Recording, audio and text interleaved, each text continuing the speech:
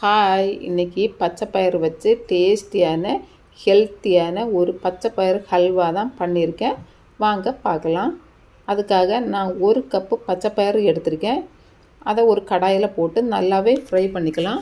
இப்போ அது கூட கொஞ்சமாக பாதாம் முந்திரி போட்டு நல்லாவே ஃப்ரை பண்ணிவிட்டு கொஞ்சமாக ஏலக்காய் போட்டு நல்லாவே ஃப்ரை பண்ணி கலர் சேஞ்ச் ஆனதும் எடுத்து ஆறுனதும் மிக்ஸி ஜாருக்கு மாற்றிட்டு நல்லா பவுட்ரு பண்ணி எடுத்துக்கலாம். இப்போ ஒரு பாத்திரத்தில் 1 கப்பு சுகர் 1 கப்பு வாட்டர் போட்டு நல்லாவே சுகரை கரைச்சி எடுத்துக்கலாம். இப்போ ஒரு கடாயில் கொஞ்சமாக நெய் விட்டு நம்ம பவுட்ரு பண்ணி வச்சுருக்கிற பச்சைப்பயிறு பவுட்ரு போட்டு நல்லாவே கலந்து விட்டுக்கலாம். கலந்து விட்டுட்டு 1 கப் அளவுக்கு மில்க் ஆட் பண்ணிவிட்டு நல்லாவே கலந்து விட்டுங்க. கலந்து விட்டுட்டு இப்போ நம்ம கரைச்சி வச்சுருக்கிற சுகர் வாட்டரை ஆட் பண்ணிவிட்டு நல்லாவே கலந்து விட்டுங்களா. எந்த கட்டியும் இல்லாமல் நல்லாவே கலந்து விட்டுருங்க.